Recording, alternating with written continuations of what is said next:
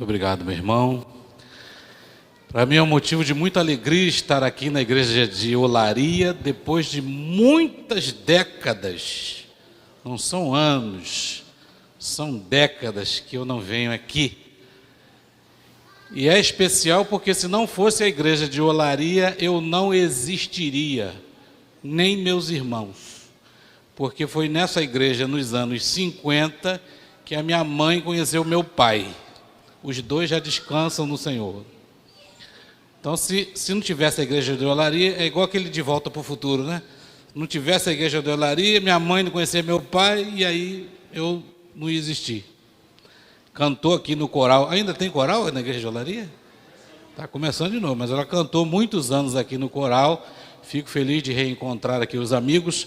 E nós, encontrar o Delcimar aqui, o Fernando. Você não, Fernando, mas o Delcimar e eu já fazemos parte, irmãos, de uma outra categoria no Adventismo. Nós somos os dinossauros do sétimo dia. Né? Eu conheço o Delcimar desde que a empresa dele se chamava Enturmar. E nem ele lembra disso. Né? Nem ele lembra mais disso. Então, a gente sempre localiza os dinossauros do sétimo dia com as músicas, né? Você começa a cantar assim: Jesus precisa hoje sim de jovens de valor. Ó, tá vendo aqui? Tiranossauro do sétimo dia. Jesus Cristo está chamando novos braços, recrutando.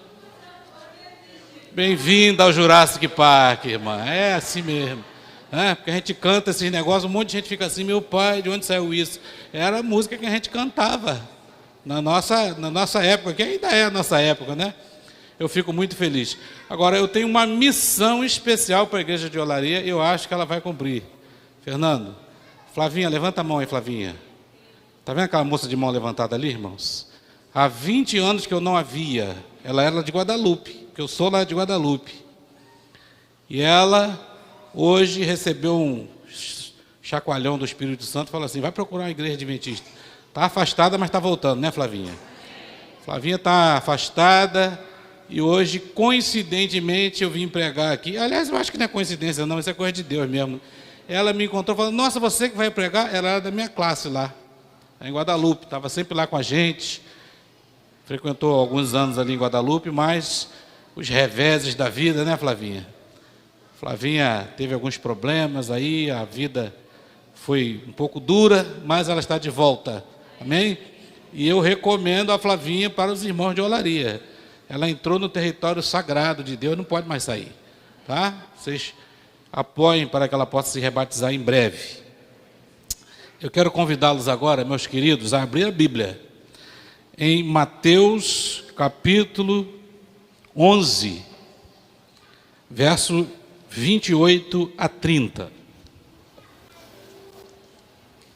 É um verso bastante conhecido.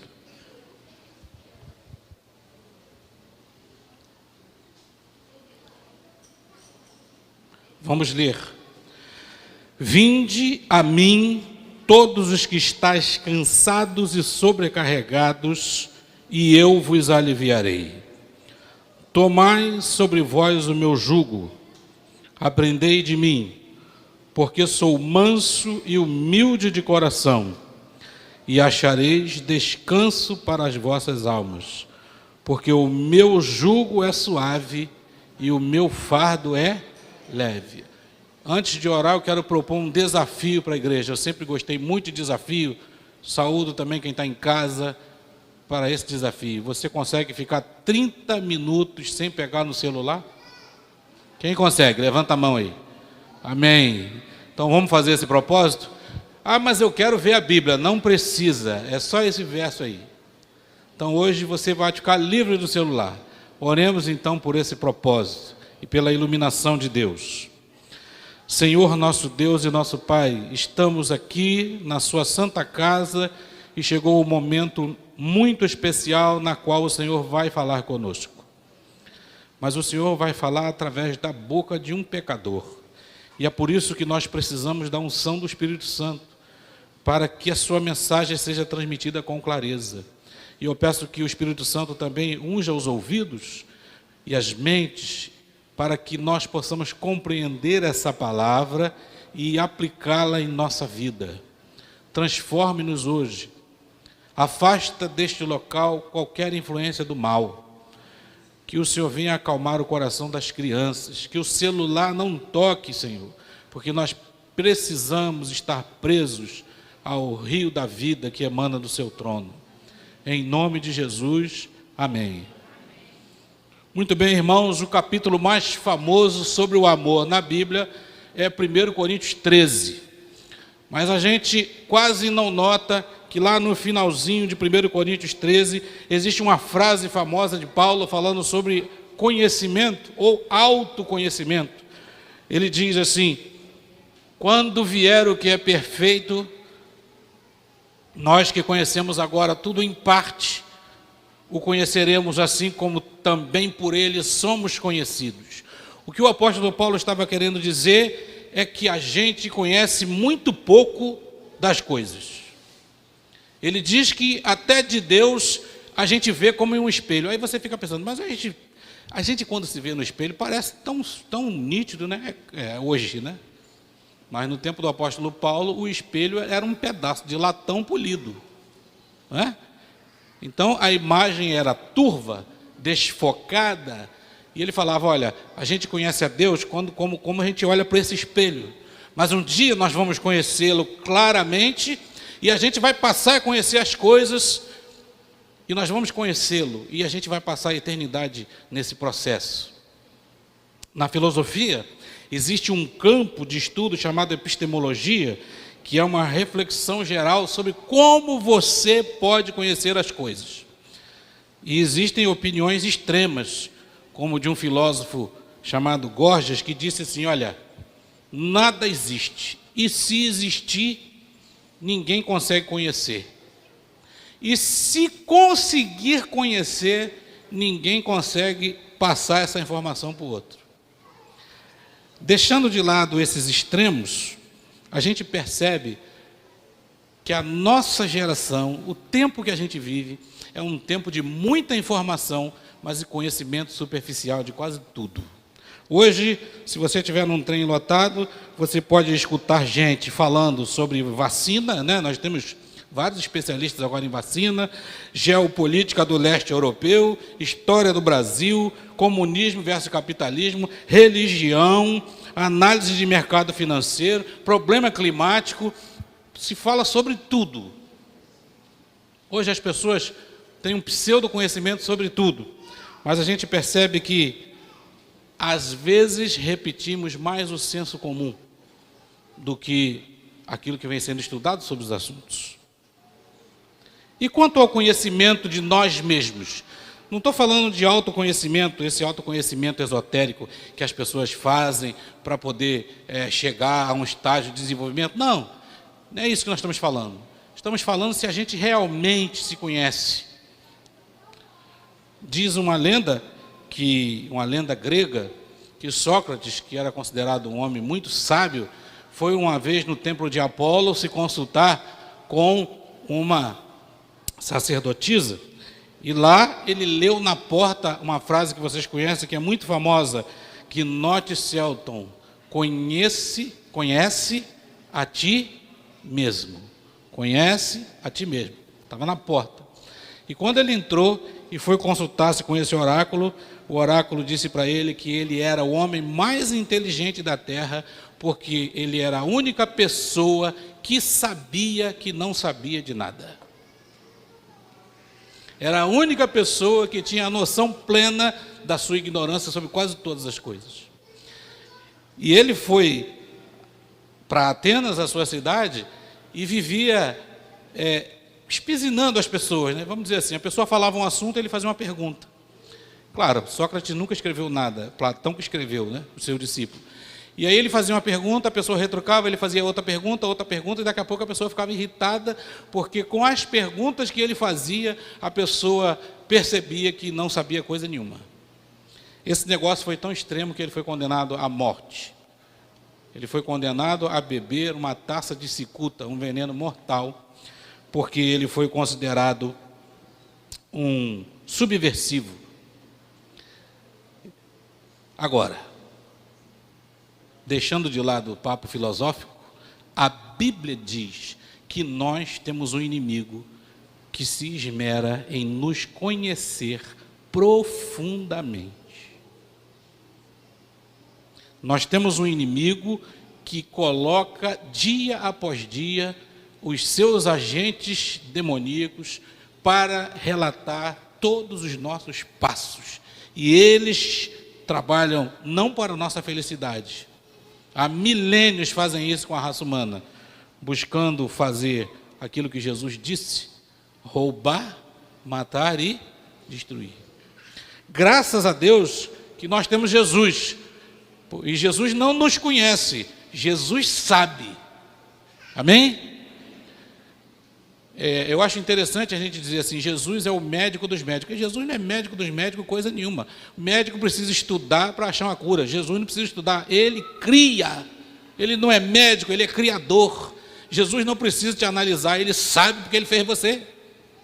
E é exatamente porque Jesus sabe que um dia ele fez o convite, esse famoso convite que nós lemos aqui.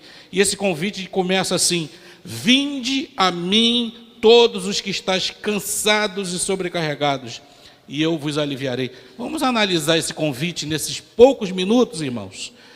Vinde, começa o convite. Jesus não disse: fica aí que eu vou. Embora nós saibamos que a história da humanidade é uma história de Deus que sempre esteve atrás do ser humano. Mas nesse contexto, nessa plenitude, nessa chegada do reino, Jesus diz: vinde. E ele deu a direção certa. Ele disse: vinde a mim. Ele deu a certeza que você tem que seguir.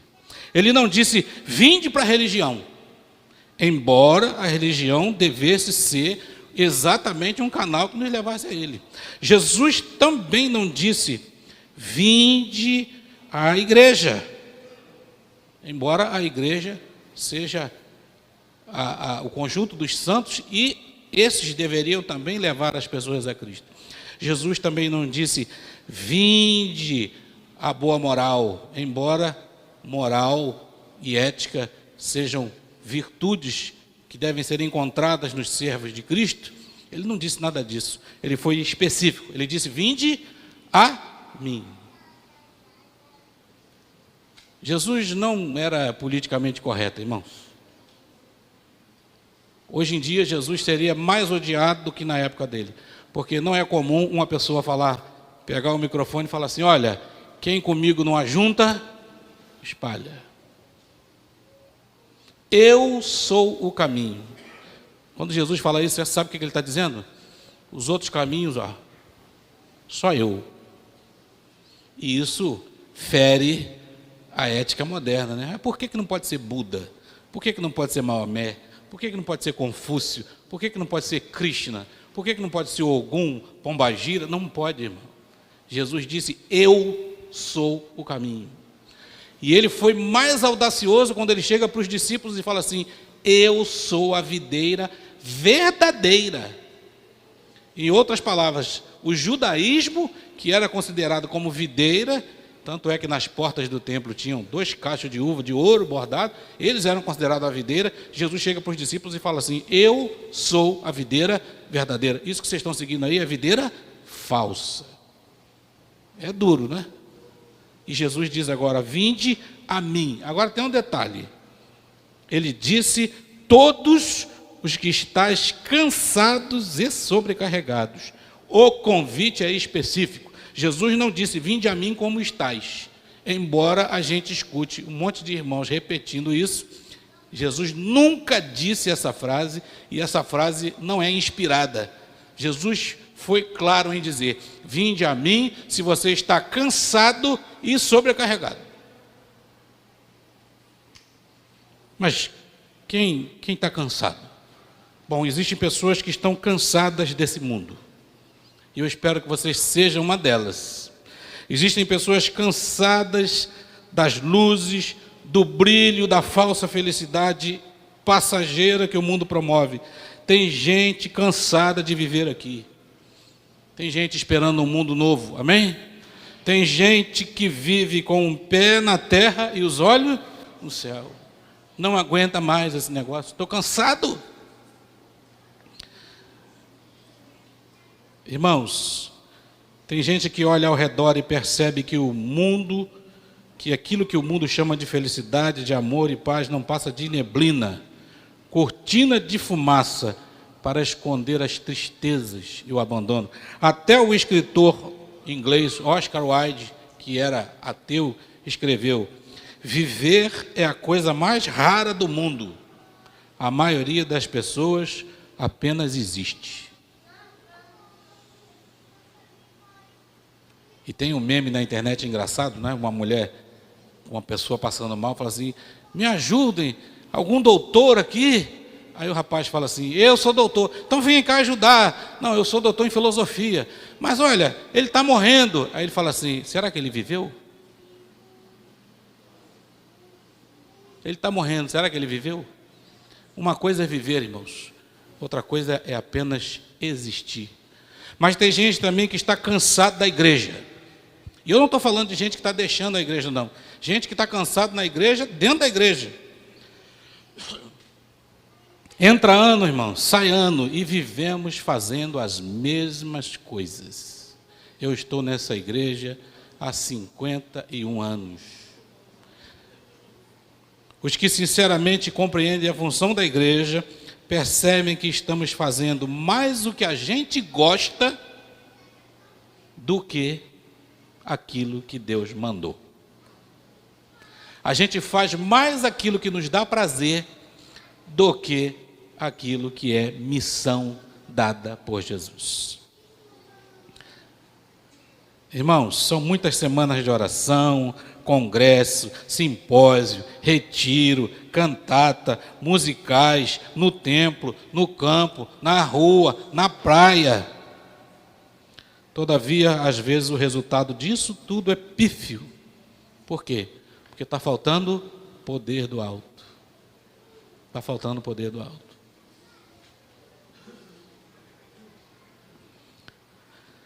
Falta poder do alto onde sobra criatividade.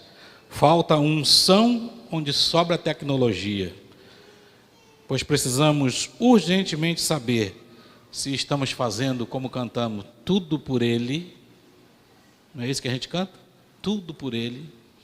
Ou se, na verdade, estamos fazendo por nós mesmos, para o nosso próprio entretenimento, para a nossa própria satisfação. Porque veja bem, imagine uma empresa de vendas. O dono da empresa reúne todos os vendedores e pergunta para cada um deles assim: bom, como é que você fez esse ano? Olha, esse ano eu divulguei bastante o nome da empresa, fiz aqui um evento com os colegas, nós fomos a um sítio, nós comemoramos aqui o Dia das Mães, né? Nós fizemos passeios, fizemos bastante coisa. Tá, tudo bem, mas e as vendas? Bom, vender a gente não vendeu nada. Você imagine eu que sou professor, chegar no final do ano, a coordenadora reúne os professores para o conselho de classe e pergunta assim: e aí, como é que foi o ano? O ano foi uma maravilha, a gente passeou, a gente cantou, a gente fez desfile, fez tudo, mas ficou todo mundo reprovado. Você imagina um hospital onde se reúne a diretoria médica para conversar e o médico fala que fez isso, fez aquilo outro, mas os pacientes todos morreram. É engraçado a gente usar esses exemplos, por quê? Porque qual é a missão da igreja? Jesus disse, Jesus foi bem claro, ele falou assim, ó: ide e fazer o quê? Discípulo. Você pode fazer o que você quiser, mas o que você faz tem que gerar discípulo. Jesus não disse o que você tem que fazer, ele não ensinou como você fazer, ele também não amarrou. Ele falou: você pode ser criativo, pode inventar Ministério da Mulher, Clube de Bravadores, Jovens Adventistas, comportagem, você pode inventar o que você quiser, mas não esqueça, o objetivo disso tudo é fazer discípulo. Mas às vezes parece que a gente faz tudo apenas para manter a máquina rodando. E é por isso que existem pessoas que estão cansadas da igreja. Olha o que Ellen White diz aqui no Patriarcas e Profetas.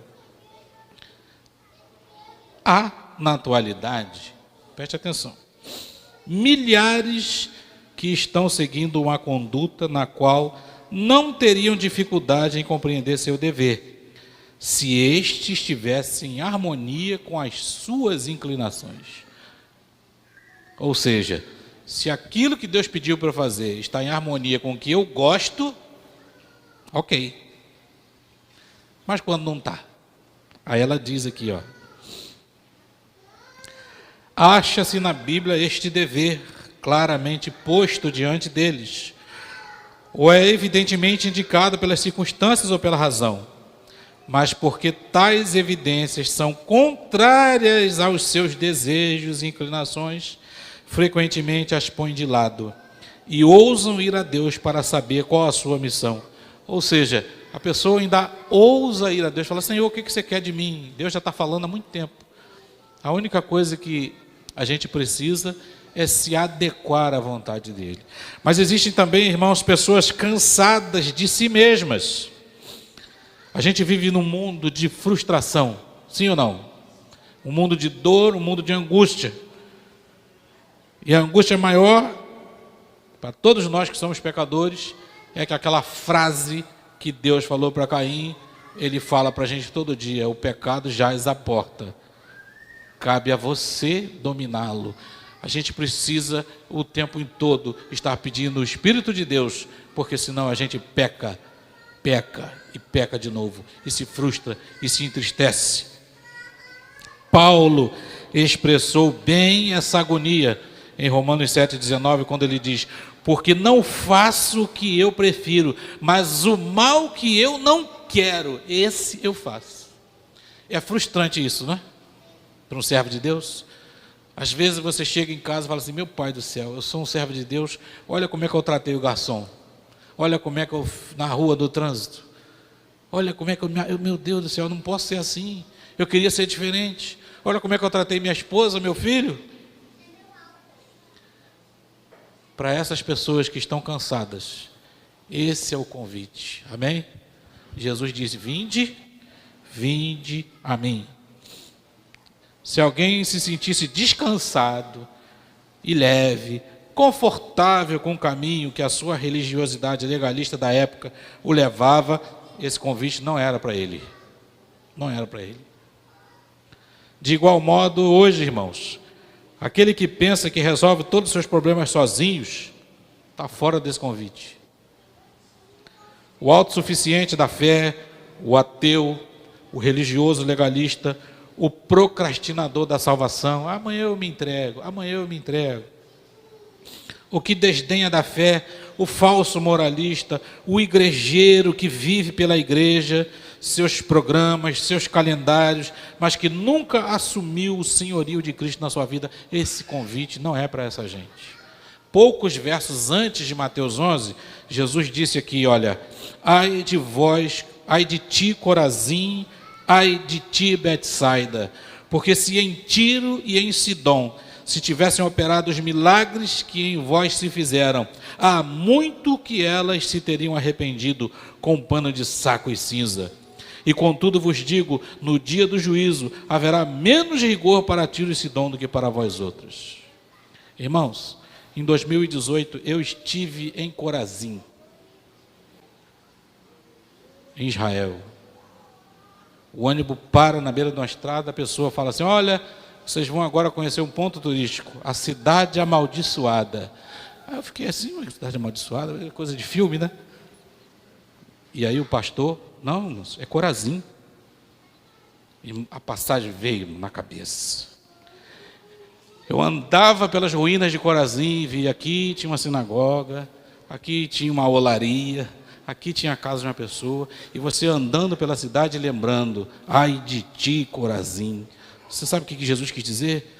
Quando eles ressuscitarem, Deus vai ter mais pena de Sodoma e Gomorra, de Tiro e Sidom, do que daquele povo que era crente.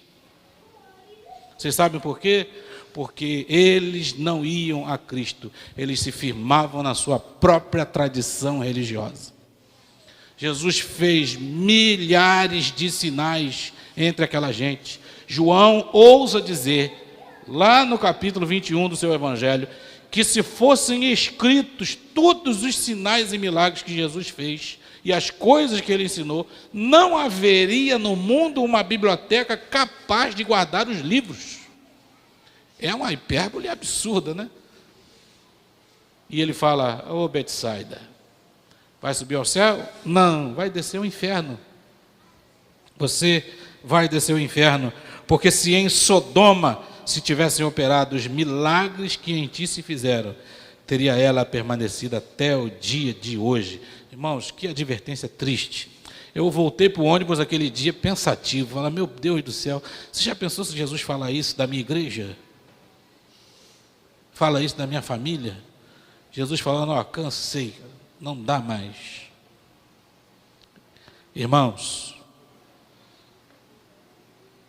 Jesus chegou a dizer, em Mateus 21, 31, que os publicanos e as prostitutas iam passar à nossa frente para entrar no reino dos céus.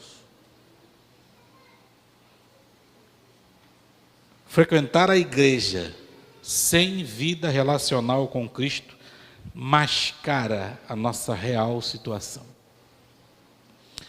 Não nos sentimos sobrecarregados, não percebemos que a sociedade de hoje é a do excesso, e dessa torrente de coisa que ocupa a nossa mente, um efeito é certo, a gente perde a necessidade de Deus. A gente não se sente mais cansado e não se sente mais sobrecarregado. A gente está anestesiado.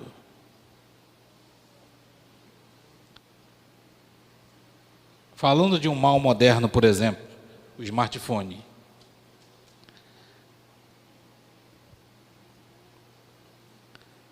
Um blog chamado Vitude promoveu uma enquete para saber se você tem a doença do vício do celular.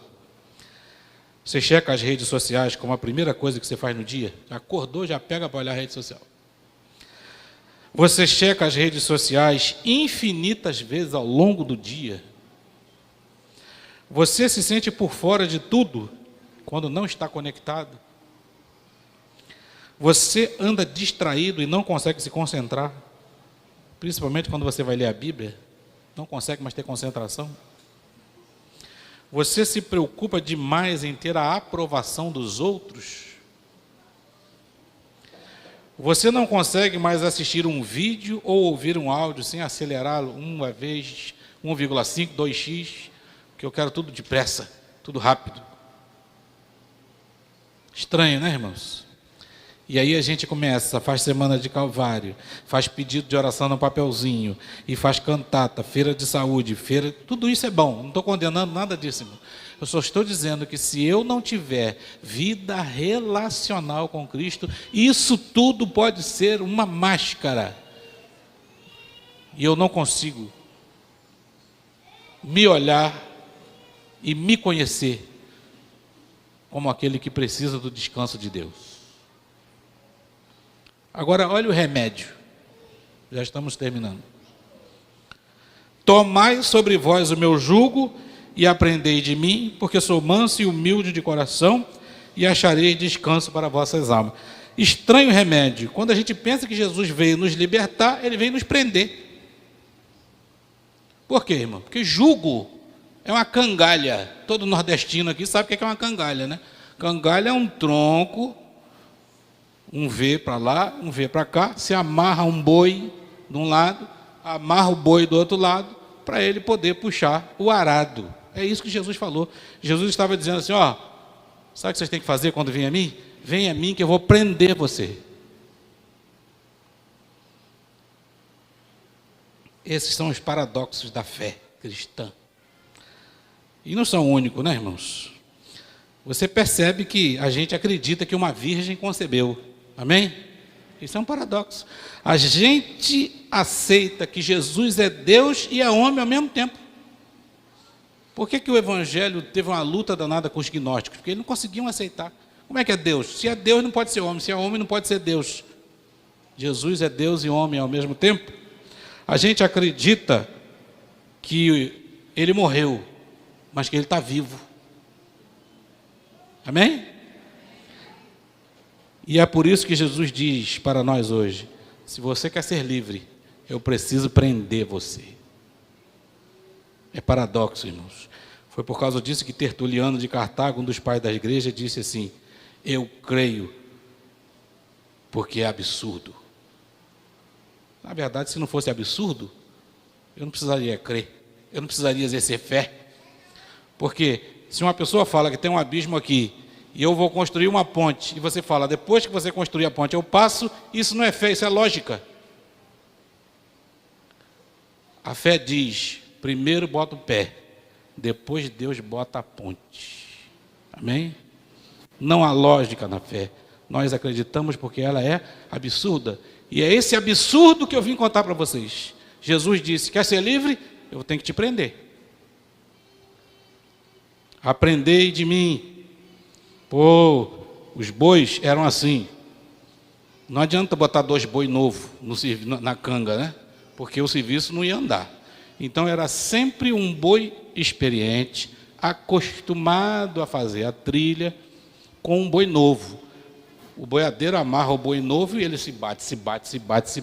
E o boi velho vai puxando ele, e ele se bate, ele se machuca. Assim somos nós. Assim somos nós. Para aprendermos de Cristo, a gente tem que ficar preso. Tem que ficar quieto, desacelerar da religião, desligar do mundo, desistir do eu, parar de debater e aceitar, irmão. Desde que Adão pecou, a humanidade se tornou o boi solto. E o boi solto, ele só se machuca. Pensa que é livre, faz o que quer, cria suas próprias regras, somente para virar um joguete nas mãos de Satanás. Não, esse negócio de igreja prende muito. É isso mesmo, é para prender. E aí Jesus diz assim: se o Filho do Homem vos libertar, verdadeiramente sereis. Quando você está preso com ele, é que você está livre. Porque as pessoas que pensam que estão livres, não estão livres, elas estão presas. Na falsa ilusão de uma liberdade que vai custar a salvação. Quando não sofrem neste mundo. E Jesus diz: aprendei de mim. Olha só a ordem. Primeiro Jesus disse: vinde. Depois ele disse: a mim. Depois ele deu a especificação: ó, só se você estiver cansado e sobrecarregado. Agora, cumpriu os 3 itens? Vem cá que eu vou te prender aqui. Por quê? Porque você agora precisa aprender de mim. A gente sabe muito sobre muita coisa, mas a gente sabe muito pouco sobre Cristo. Ellen White diz, desejado de todas as nações, seria muito bom que cada crente passasse 1 hora meditando. 1 hora meditando no mundo que a gente vive hoje, Fernando. Como é que dá? Já acorda correndo para trabalhar. 1 hora meditando sobre a vida de Cristo, principalmente os últimos dias dele. Quem é que para 1 hora para pensar em Cristo? É por isso que Jesus falou: você tem que se prender aqui, cara, para aprender de mim. Só presos a Ele é que nós vamos aprender realmente dele. John Stott dizia, irmãos, o cristianismo é velho, cada vez mais velho, ano após ano velho. No entanto, ele é novo, cada vez mais novo, manhã após manhã. O cristianismo é novo. Se você ler um verso da Bíblia ontem e orar e ler esse mesmo verso hoje, ele já é novo. Amém? É um conhecimento que não vai acabar. Nós vamos passar a eternidade toda para entender o amor de Deus e os outros atributos. Não existe vida plena e felicidade sem Jesus. Quem vive sem Cristo não vive, sobrevive. Como diz Oscar Wilde, falando dele próprio, viver sem Cristo não é viver, é apenas existir. A Bíblia conta a história de um boi bravo. O nome dele era Saulo de Tarso. Saulo, jovem proeminente, da tribo de Benjamim, pai com dinheiro, mãe com dinheiro, foi para Jerusalém, morou com a irmã, e começou a se preparar para ser um expoente da nação judaica. E ele diz aqui, olha, eu fui circuncidado no 8º dia, eu sou da linhagem de Israel, sou da tribo de Benjamim, sou hebreu de hebreus, quanto à lei fariseu, quanto ao zelo perseguidor. Falando aos Gálatas, ele diz assim, olha, quanto ao judaísmo, avantajava-me a muitos da minha idade. Sabe o que ele estava querendo dizer? Eu era o cara, eu era muito bom, eu era o melhor da classe. Os meus professores olhavam para mim e falavam assim, esse garoto, meu irmão, ninguém segura não, o cara é muito bom. Irmãos, para você concluir um Bet Shefé nos tempos bíblicos, você tinha que saber o Velho Testamento todo de cor. É por aí o negócio, tá? Todo de cor. O apóstolo Paulo, bem como Jesus Cristo, sabiam o Velho Testamento todo de cor. E não é à toa que quando você lê as cartas de Paulo, você escuta assim, como dizem as Escrituras, como dizem as Escrituras, como dizem as Escrituras. E ele era zeloso pela religião dele. Um dia apareceu uma seita nova lá, e essa seita começava a falar contrário daquilo que ele acreditava. E ele, achando que ia fazer a vontade de Deus, começou a perseguir essas pessoas. Mas alguma coisa incomodava. Você segurar as roupas das pessoas, as capas, ver um homem sem apedrejado, e esse homem Estevão dizer, Senhor, perdoe essa gente. Eles não sabem o que estão fazendo. Aquilo queimava o coração do Paulo. Ele diz que ele entrava nas casas, arrastava as pessoas para a rua e obrigava-os a blasfemar. E as pessoas preferiam morrer do que blasfemar. E cada vez que isso acontecia, apunhalava. Era o boi solto se machucando. Era o boi bravo. Um dia, indo a caminho de Damasco, Deus o derrubou na estrada. E ele mesmo, contando este relato, lá em Atos 26:14, disse que a voz de Jesus falava assim, Saulo, Saulo, por que me persegue? Dura coisa é recalcitrares contra os aguilhões. O que quer dizer isso, irmãos? Recalcitrar é teimar, é lutar contra, é ir contrário. Aguilhão, para quem não sabe, você imagina um cabo de vassoura dessa altura aqui, ó, com um prego desse tamanho na ponta. Isso é um aguilhão, usado por boiadeiro para tocar boi teimoso. O boiadeiro ficava em cima do cavalo com aquele pau com um prego na ponta. Quando o boi saía da trilha, ele ia com o cavalo e espetava. É isso que a Bíblia chama de aguilhão. E Jesus falou para ele assim, olha, você é um boi teimoso que fica se jogando em cima do aguilhão. Você só se machuca. Se Jesus estivesse no Brasil, ele não falaria assim.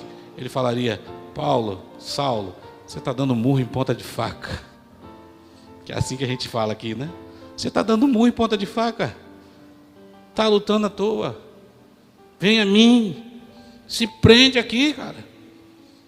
Quando você se prender, você vai encontrar a liberdade. E foi isso que Paulo encontrou, irmãos. Nós vamos ouvir agora uma música especial. E eu quero convidar você. Se você sentir que precisa vir a Cristo, fique em pé aí no seu lugar. Se você está cansado desse mundo, você está cansado da rotina da igreja, está cansado de você mesmo, saiba que existe um convite para você. Mas esse convite tem um preço. Você precisa se prender a Cristo. Só preso com Cristo que você vai ser verdadeiramente livre. Vamos ouvir esse louvor.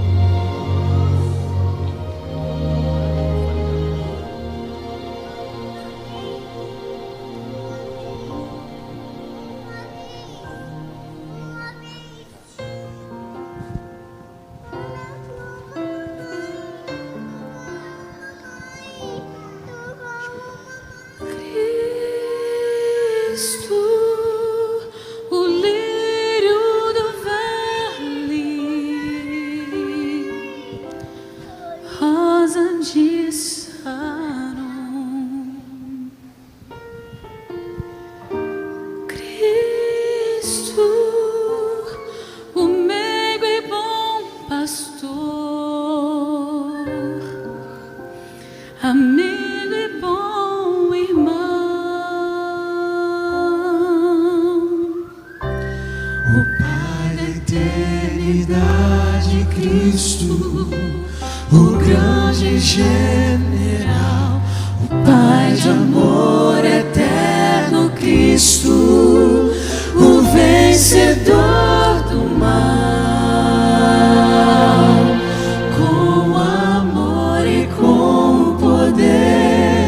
Cristo dá o seu perdão. Ele é vida, basta crer. É verdade, salvação. Este nome é eficaz, nome igual jamais foi visto. Esse nome traz a paz.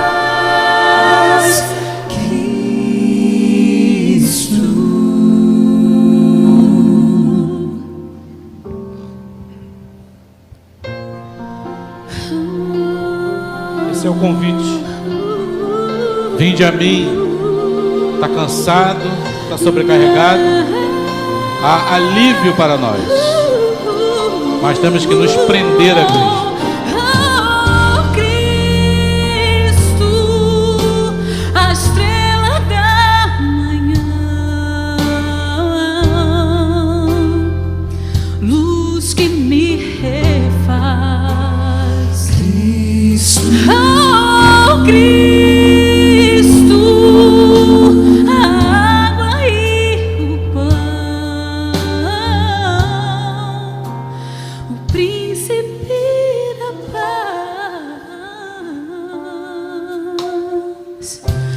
Deus forte, conselheiro, Cristo, o autor da nossa fé, a pedra de esquina, Cristo, é vida a quem quiser.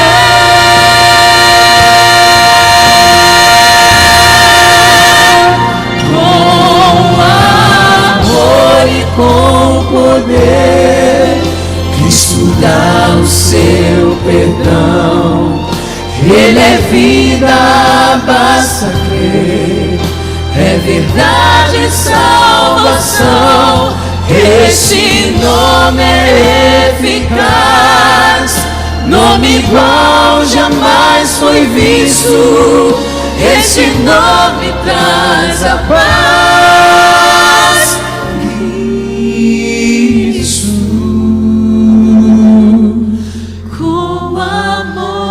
Com poder, Cristo dá o seu perdão. Com amor e com poder, Cristo dá o seu perdão. Ele é vida, basta crer. É verdade, salvação. Esse nome é eficaz, nome igual jamais foi visto. Esse nome traz a paz.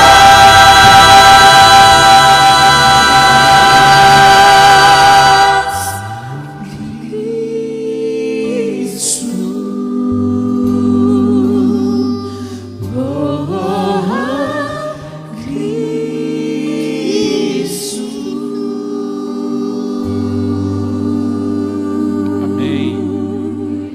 Muitos anos se passaram e agora Paulo era um boi manso, preso no jugo de Cristo. E agora literalmente preso na sua segunda prisão, já podia antever a espada de Roma. Estava num lugar frio. Pediu inclusive para Timóteo levar a capa dele, porque ele estava idoso, estava passando frio na prisão. Mas ele escreveu: eu sei em quem tenho crido. Eu sei em quem eu tenho crido. Vamos orar. Querido Deus, Pai do nosso Senhor Jesus Cristo, aquele que se esvaziou a si mesmo, se fez em forma humana e se humilhou até a morte e morte de cruz. Aquele a qual o Senhor deu um nome que está acima de todo nome, no céu, na terra e embaixo da terra, na qual todos os joelhos um dia vão se dobrar. A esse Jesus nós agradecemos por esse convite e nós aceitamos esse convite. Nós queremos nos prender ao jugo de Cristo. Nós queremos aprender dele, porque ele é manso e humilde para ensinar. É o melhor professor que nós poderíamos ter. Nos abençoe. E se nós, durante a caminhada nessa vida, por algum momento nos debatermos e quisermos nos soltar da nossa cangalha, do nosso jugo, prenda-nos de novo, Senhor. Porque só em Ti teremos liberdade verdadeira e felicidade plena. Eu entrego a igreja de Olaria em suas mãos. Amém. Os seus irmãos, irmãs, as crianças, os visitantes, todos tenham tido um encontro contigo nesse dia. Em nome de Jesus, amém.